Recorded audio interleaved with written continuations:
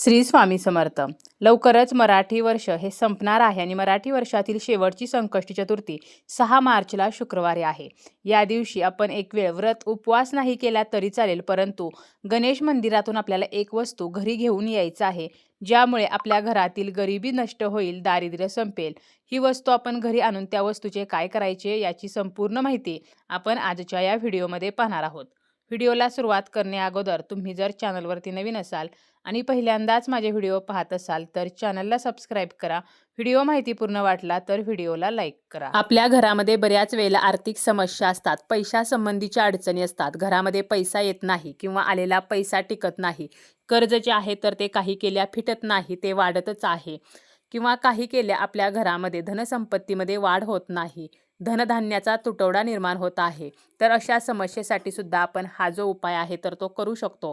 तसेच मुलांबाबत जर एखादी अडचण असेल, लहान मुले किरकिरेपणा करतात, हट्टीपणा करतात, किंवा जी मोठी मुले आहेत जी शाळेमध्ये जातात, कॉलेजमध्ये जातात, तर त्यांना शिक्षणामध्ये हवी तशी प्रगती होत नाही, एखाद्या परीक्षेमध्ये त्यांना यश मिळत नसेल, किंवा मुले नोकरी करतात, व्यवसाय करतात, परंतु त्यामध्ये त्यांना मनासारखा पगार नसेल, किंवा व्यवसायामध्ये मनासारखा फायदा होत नसेल, नोकरीमध्ये प्रमोशन मिळत नसेल, तरीसुद्धा आपण हा जो उपाय आहे तर तो करू शकतो.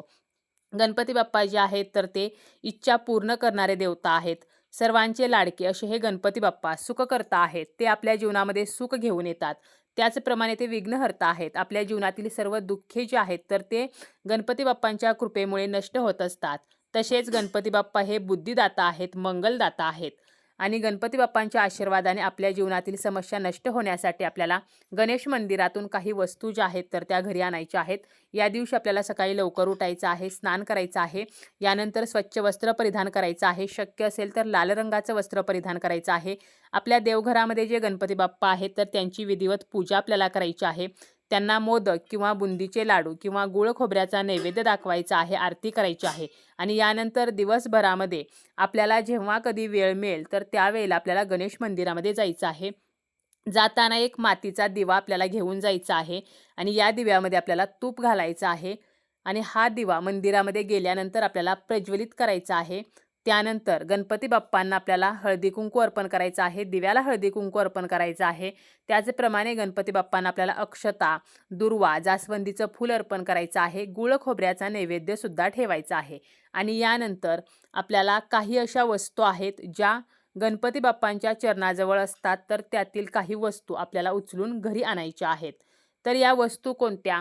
तर त्यापैकी पहिली वस्तू आहे ती म्हणजे बाप्पांना जे तांदूळ अर्पण केलेले असतात, मग ते तांदूळ आपण अर्पण केलेले असतील किंवा इतरांनी अर्पण केलेले असतील, तर यातील आपल्याला 21 तांदूळ उचलायचे आहेत. जरी 21 तांदूळ मिळाले नाहीत तरी किमान 5 तांदूळ आपल्याला घ्यायचे आहेत.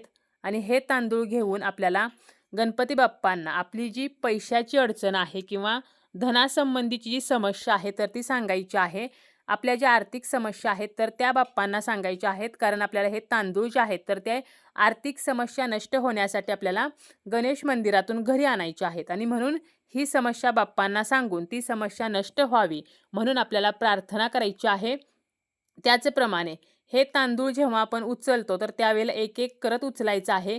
एक तांदूळ उचलायचा, ओम गण गणपते नमः म्हणायचं, दुसरा तांदूळ उचलायचा, ओम गण गणपते नमः म्हणायचं. तर अशा प्रकारे 21 तांदूळ उचलायचे किंवा 5 तांदूळ आपल्याला उचलायचे आहेत. त्यानंतर आपल्याला घरी आल्यानंतर काय करायचं आहे तर एक लाल रंगाचं कापड घ्यायचं आहे. देवघरामध्ये ज्या ठिकाणी बाप्पांची मूर्ती आहे तर त्यासमोर हे कापड ठेवायचं आहे.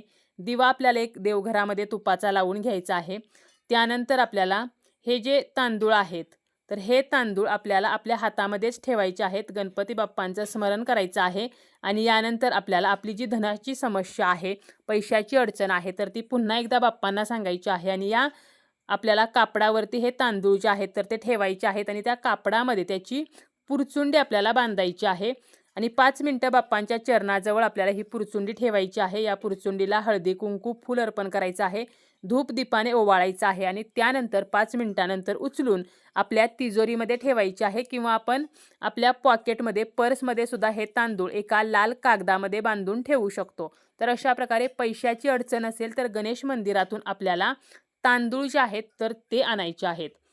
आता आपल्या जीवनामध्ये जर इतर काही समस्या असतील, म्हणजे मुलाबाबत जर एखादी समस्या असेल तर आपल्याला काय करायचं आहे, बाप्पांना ज्या दुर्वा अर्पण केलेल्या असतात तर यातील एक दुर्वाची जुडी जी आहे तर ती आपल्याला उचलायची आहे.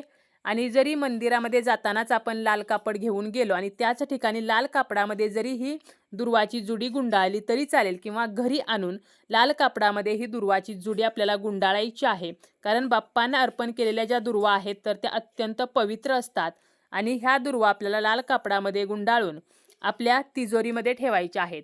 किंवा आपल्याला जर मुलाबाबत जर एखादी समस्या असेल तर काय करायचं आहे, आपल्या मुलांच्या हातून या ज्या दुर्वा आहेत तर त्या गायीला खायला द्यायच्या आहेत. यामुळे आपली लहान मुले किरकिरेपणा करत नाहीत, हट्टीपणा करत नाहीत. तसेच ज्या मुलांना शिक्षणामध्ये प्रगती हवी आहे तर त्यांच्या हातून या दुर्वा गायीला खायला दिल्या तरीसुद्धा चालतेत. त्याचप्रमाणे आपण आपल्या जीवनातील दुःखे नष्ट व्हावीत, घरामध्ये सुखसमृद्धी यावी, धनधान्यामध्ये वाढ व्हावी, तर यासाठी एक दुर्वा जी आहे तर आपल्या घरातील जी व्यक्ती कमवती आहे तर त्या व्यक्तीच्या पॉकेटमध्ये किंवा पर्समध्ये ठेवायची आहे. ठेवताना अशा ठिकाणी ठेवायची आहे की जेणेकरून आपला हात लागणार नाही. म्हणजे आपण जेव्हा मांसाहार वगैरे करतो तर त्यावेळेला आपल्याला त्या दुर्वाला स्पर्श होणार नाही. तर अशा प्रकारे आपल्याला ही दुर्वा जी आहे तर ती ठेवायची आहे.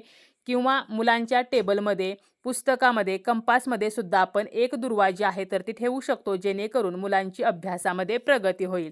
तर अशा प्रकारे दुसरी वस्तू आहे ती म्हणजे आपण गणेश मंदिरातून दुर्वा घेऊन येऊ शकतो. यानंतर तिसरी वस्तू आहे ती म्हणजे सुपारी. गणपती बाप्पांना आपण सुपारीसुद्धा अर्पण करत असतो.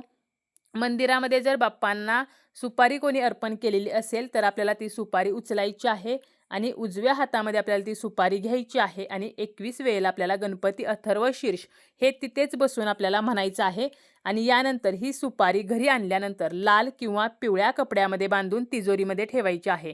जे काही आर्थिक समस्या असतील किंवा जे काही आपले पैशासंबंधीचे प्रॉब्लेम असतील तर ते नष्ट होण्यासाठी आपण गणेश मंदिरातून सुपारी जी आहे तर ती सुद्धा घरी घेऊन येऊ शकतो आणि आपल्या तिजोरीमध्ये किंवा आपण ज्या ठिकाणी पैसे ठेवतो, कॅश बॉक्स असेल तर त्या ठिकाणी ठेवू शकतो. आपले जर दुकान असेल तर त्या ठिकाणी आपण ज्या ठिकाणी आपले पैसे ठेवतो म्हणजे पैशाचा गल्ला वगैरे आहे तर त्या ठिकाणी सुद्धा लाल किंवा पिवळ्या कपड्यामध्ये बांधून ही सुपारी जी आहे तर ती आपण ठेवू शकतो, जेणेकरून आपल्या उद्योग व्यवसायामध्ये सुद्धा वाढ होईल आणि बाप्पांच्या कृपेने आपल्या जीवनातील ज्या काही आर्थिक समस्या आहेत तर त्या नष्ट होतील. तर अशा या 3 वस्तू आहेत. 3 पैकी कोणतीही एक वस्तू जी आहे तर ते आपण गणेश मंदिरातून घरी घेऊन येऊ शकतो. आता जरी गणेश मंदिरामध्ये जाणे काही कारणाने शक्य झाले नाही तरी सुद्धा आपण घरी जे बाप्पांना तांदूळ अर्पण करतो तर या तांदळातील काही तांदूळ जरी आपण ठेवले किंवा दुर्वा ठेवल्या तरी चालतील.